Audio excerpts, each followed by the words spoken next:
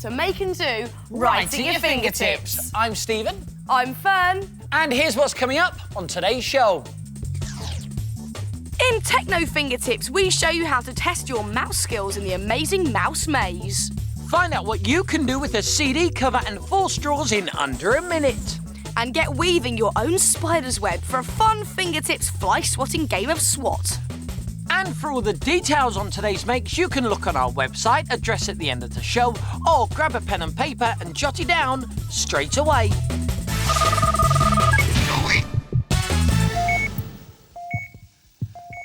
This looks serious. There don't appear to be any vital signs. Quick, the forceps. Manky banana. Oh, dried up old sarnie. Nasty cheese slice. Do you think we can save it? I think we could be too late, Fern. Hang on. There's one thing we haven't tried. Yep, and that is to use some fingertips know-how. Here at Food Fingertips, we decided it was time to make lunch boxes less boring. Now, it may take a bit of time and effort, but your friends will all soon be copying you. There are loads of ways you can liven up your lunchbox, but today we've gone all Latino with some Mexican ideas. Not now, Ramon. Pack your lunchbox with Snakes Alive, chicken fajita. And underneath this snoozing bandito are some tortilla chips. And of course, you can't forget your Cactus cooler drink for when you're feeling parched. And for a delicious desert dessert, check out this little Prairie pudding, a miniature cheesecake that's really easy to make. So if you fancy giving this a go, here's how. Let's start off making the Prairie pudding. Now, the first thing you want to do is make some jelly. Now, you want to use half a pack of jelly and half the recommended amount of water for that amount of jelly because you want to make it double the strength. And just give it a stir every now and again. Now, inside this bowl, we've got 100 grams of crumbled up digestive biscuits mixed with 50 grams of melted butter. Give it a good mix and then pour some into the dish and really pack this down. And this is going to be the base of the Prairie pudding, and this mixture will be enough for 4. Now, once your jelly is cooled, you want to get 200 grams of creme fraiche and just put all of that into your jelly. Then get a whisk and give it a good mix. It mixes together quite quickly, like that. And then get your biscuit base from a while ago and just pour this all over the top of your base, like that, and leave it to set. And once it has set, you can add some orange and lemon sweets, just sprinkle them all over the top, like that, or you could use some sugar strands as well. And then get some sour apple sweets and pop them on there, and you'll see this is about to turn into a lovely little cactus. Look at that. There's a Prairie pudding to make your taste buds tingle. It looks lovely. And now it's time to make the chicken fajitas. Now, for these, you need to get your fingertips on some tortillas. You can buy these from your local supermarket. And to fill it, we've got, look, some cooked chicken, sliced tomatoes, shredded lettuce, and some sour cream, or you could just use mayonnaise. Now, what you want to do is arrange your fillings down the centre of your tortilla, like this. And a couple of tomatoes in here as well. The sour cream, and then just fold in the top of the tortilla and the bottom to stop your filling falling out, and now just roll it up. Just keep rolling, like that. Now, get yourself some cling film and lay this out. There we go. And then just wrap the cling film around your tortilla.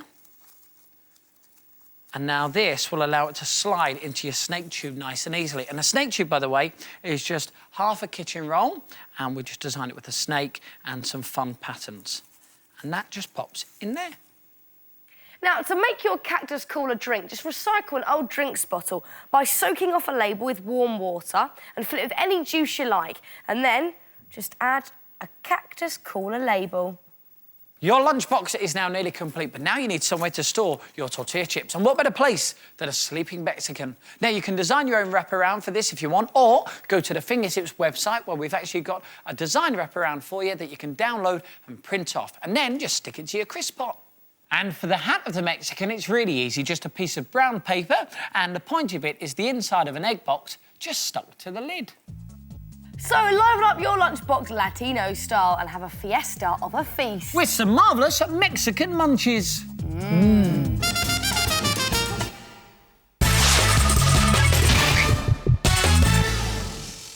This is Technofingertips, the part of the programme where we show you how to put technology around you to creative use. And today, it's mouse control. Poke your head out of the hole, go through the arch, and now go back through the arch. Have a little run. Thanks, Mickey. Now, as you can see, I am brilliant at live mouse control, and right now on Fingertips, we're going to give you a test to check out your computer mouse control. This Technofingertips trick really will test your mouse control to the limits. It will have your fingertips, all fingers and thumbs. And the reason is this disobedient mouse. Now, the challenge is to get your computer pointer right the way out of the maze. That sounds really easy, doesn't it? Stephen Mulhern, if you'd like to take part in the challenge, you have 15 seconds to do so. Go! Right. So, not doing too well so far. Now you most probably think that I'm left. messing around. I swear I'm trying. No, get back into the centre, start again. 2, 1, stop right there, Stephen. I was trying so hard. Seriously, I was trying. But why is it so tricky? Well, because our mouse box here, which is facing this way, is hiding the fact that our computer mouse is facing that way. It's actually on its side. Now, when you use a computer mouse normally and move it up and down, the pointer will also move up and down. But if you turn it on its side and then move it up and down, the mouse will actually move from side to side, making it very hard to control. Weird, isn't it? Now, you saw how difficult I found it when I tried it, and I knew the secret to the trick. So imagine how hard it's going to be for your friends when they don't know the secret. A good idea, though, is to make sure that the cable to your mouse is coming out the right direction, which is the top of the mouse box. And if you go to the Fingertips website, we've actually got a pattern on there that you can download and print off so you too can have your own fingertip mouse box. And we've also got a copy of the maze on our website too, so you can print that off. Alternatively, you could just get a piece of acetate and draw your maze onto that and then stick that onto your screen. So why don't you take on the Fingertips Mouse Challenge? You'll be amazed at how difficult it is.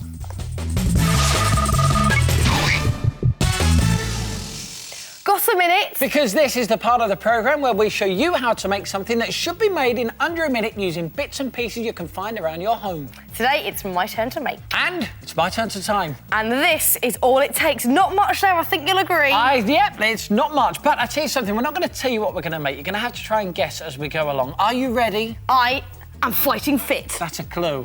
That's a good one. OK, here we go. 3, 2, 1... Get making! OK, get a CD case, one you just get free in the post, and fold it in half, like that.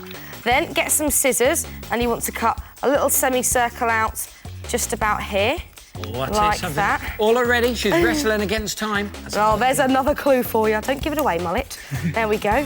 Cut that out there. 20 seconds gone! Open that out. Then you want to get some straws, like this. These have got bendy bits in them. Cut about 1 centimetre above the bendy bit and get rid of those sections. Oh, that's one off. You've got to go and get it. I don't want those bits. Oh, right, OK. Then fold this back in half. And coming up to 40 seconds. Punch a hole there. Oh, dearie me. Punch a hole there. Then open it out. Get your straws. Round 3. There's another clue. Oh, how am I doing? How am I doing? I'm getting panicky. 10, 9. This is a clue as well as me counting.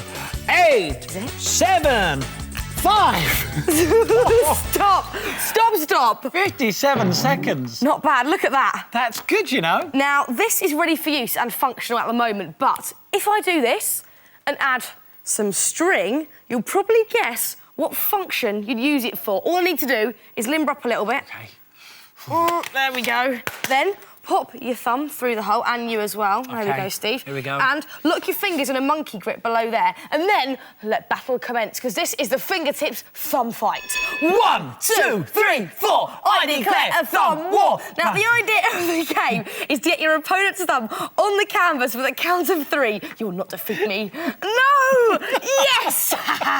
Take that, Mohan. That so wasn't set up either. That is so bad. How embarrassing. But listen, you could make a deluxe version like this one over here. Now, it's made in a similar way. The only difference is you use coloured rope and the floor is just made from thicker card.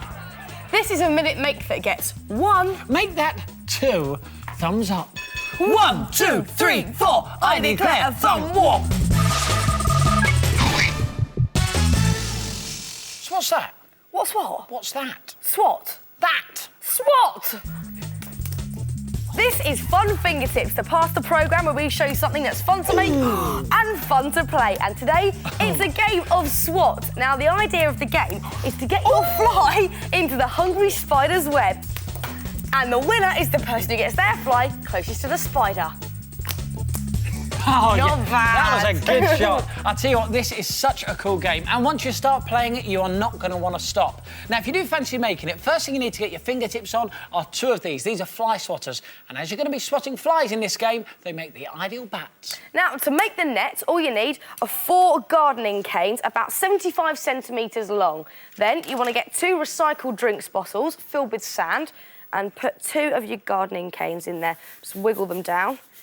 Then get some modelling clay and just plug up the top of your bottles in case any sand comes out when you're playing the game. You might knock them over.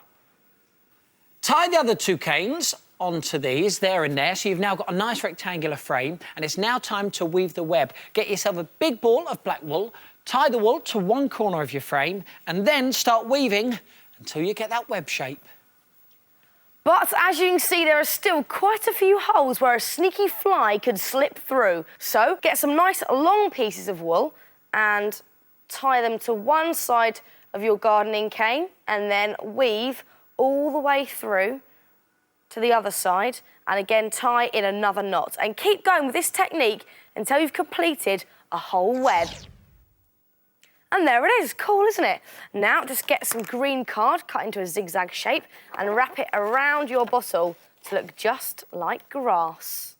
And once you have your web, you need your hungry spider to sit on it. Now, these are really easy to make. All you need is a little polystyrene ball and a big one. That's the head, that's the body. And get yourself a craft stick and stick the craft stick into the big ball, and then this will slot into the little one. Now, that'll keep them together, but you might want to put a bit of glue in the middle just to secure them in place. And then you paint it any colour you want. Now, we've gone for red and black, and now your spider needs some legs. And for these, just use some pipe cleaners. Cut them in half and twist 4 of them together, and then poke them into the body. And a little top tip is if you get a pencil and make a little hole first, they slot in place a lot easier like that. Also, we've added a couple of googly eyes, and there's your hungry spider. And of course, spiders want to catch these little flies. Now, they're made from the same size polystyrene balls as your spider's head, and we've painted these ones, some green and some blue, like green bottles and blue bottles. Now, once you have painted them, you just need to cover them in lots of little strips of hook and loop fastener, because you do want them to stick onto your spider's woolly web. And you can also add some little wings. These are just bits of kitchen towel stuck on with sticky tape, and some more googly eyes. One there and one there. And now it's time to get swatting. Oh, yes, I've been looking forward to this bit. So give it a go and make your own fun fingertip swat and make a hungry spider happy. Dinner time. Well, that's it for today's show. If you would like to make anything from the programme, then why don't you check out the Fingertips website? The address is on the screen now. And we'll see you soon for some more Fingertips. Bye.